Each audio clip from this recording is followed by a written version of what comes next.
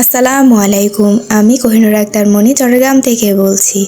স্বপ্নের ব্লগার মনি চ্যানেলে আপনাদের সবাইকে আরও একবার স্বাগতম। কাছে এবং দূরে যে প্রান্তে বসে আমার আজকের ভিডিওটা দেখছেন, আশা রাখি আল্লাহর অশেষ রহমতে সবাই ভালো আছেন। আমরাও আলহামদুলিল্লাহ ভালো আছি। শীতের সুন্দর একটা সকাল দিয়েই আমার ভিডিওটা শুরু করেছি।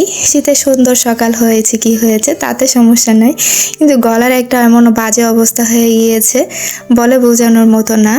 শীত আসলে আমার খুব ভালো লাগে। শীত আমার একটা বরাবরই প্রিয় সিজন, কিন্তু এবারে কেন যে আমার সাথে এমন হয়েছে আমি বুঝে উঠতেই পারছি না। আমার কখনো ঠান্ডা সর্দি এগুলো তেমন একটা লাগে না, আমি এটাকে খুব পরিমাণে মিস করছি।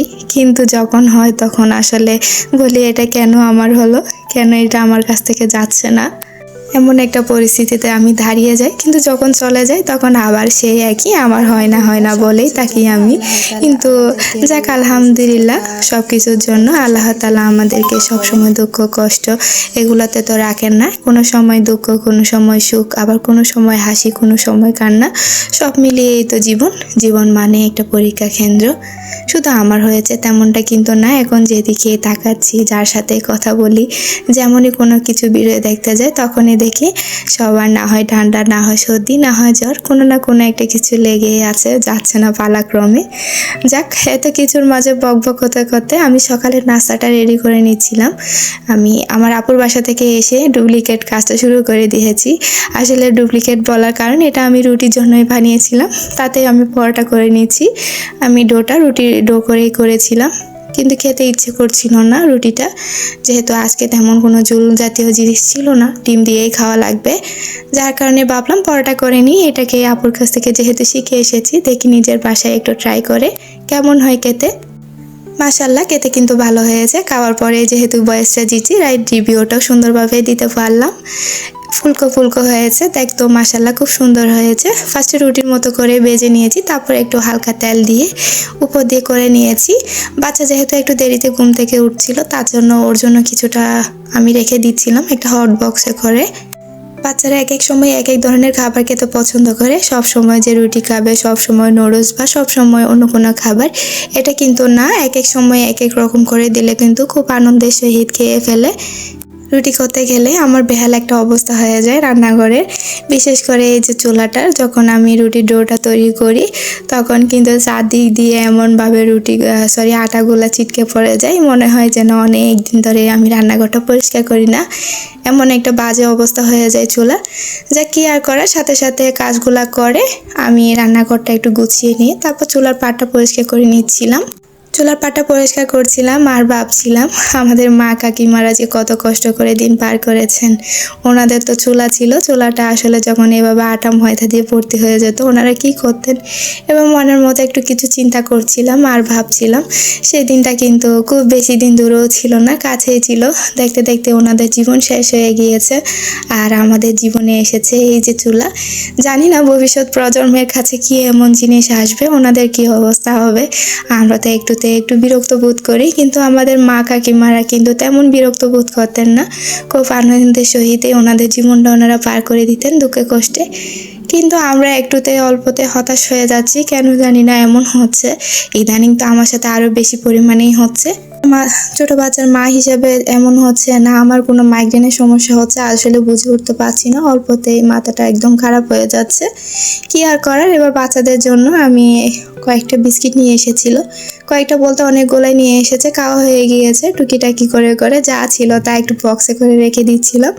চিরার সময় একটা প্যাকেট একটু হালকা ছিঁড়ে গিয়েছিল, ওটা বাচ্চা উঠলে তাকে দিয়ে দিব, আহানাফকে। যার কারণে ওটা এক্সট্রাভাবে রেখে দিয়েছি আর ভাবিগুলোকে বক্সে করে রেখে দিচ্ছি। তারপর দেখি মুড়ির বক্সে মুড়ি শেষ হয়ে গিয়েছে, তাই ওগুলাকেও একটু ভরে নিচ্ছিলাম। আর এগুলো করতে থাকি, সেই সাথে আমার প্রিয় মানুষগুলোকে একটা কথা স্মরণ করিয়ে দিতে চাই। ভিডিও দেখতে দেখতে যারা এই পর্যন্ত চলে এসেছেন, প্লিজ ভিডিওতে একটা লাইক দিয়ে দিবেন। আপনার একটা লাইক আমার জন্য অনেক উপকৃত কাজ করবে। আর ভিডিও দেখতে দেখতে যদি মনে হয় যে ছোটো বোনটার ভিডিও একটু হলেও আপনার ভালো লেগে গিয়েছে, তাহলে প্লিজ চ্যানেলটা সাবস্ক্রাইব করে আমার পাশে থাকবেন।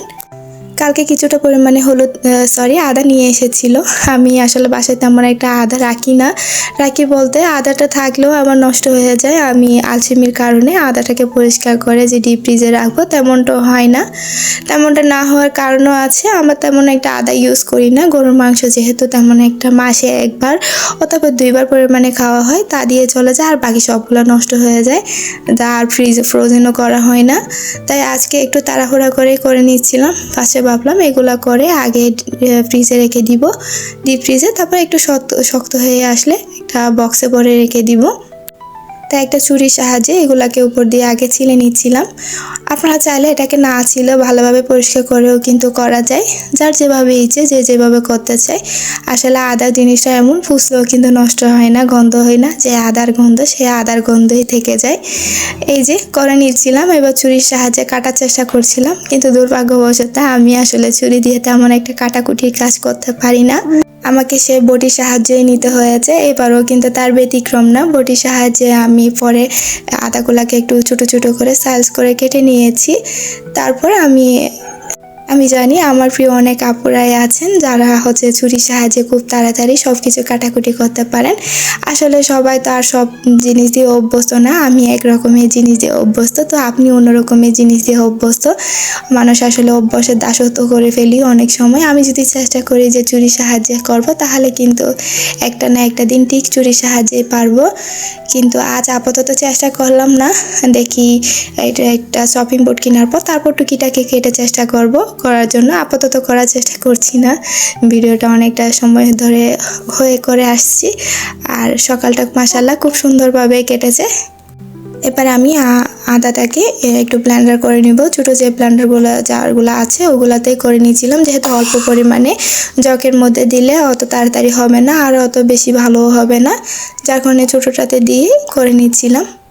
মাশাআল্লাহ দেখি খুব সুন্দরভাবে হয়ে এসেছেন। প্রথমবারই করেছি ছোটোগুলাতে, আগে কখনো ট্রাই করে দেখিনি, তবে রসুনটা ট্রাই করে দেখেছি, রসুনটা কিন্তু খুব ভালো পরিমাণে হয়েছে। এবার যে বরফের ঢাকনাগুলো আছে ওগুলাতে নিয়ে নিচ্ছিলাম ছোট ছোট করে, যখন বরফ হয়ে আসবে তখন আলাদা করে নিব, এভাবে করে নিব। কর্মব্যস্ততায় একটা সকাল কেটে গেছে আজ। আসলে সকালের বরকতটা কিন্তু অন্যরকম। আজকে একটু তাড়াতাড়ি উঠেছিলাম, তাই অনেকগুলা কাজও করতে পেরেছি। যাক, কাজ করার পাশাপাশি বিদায় নিয়ে নিলাম। আল্লাহ হাফেজ।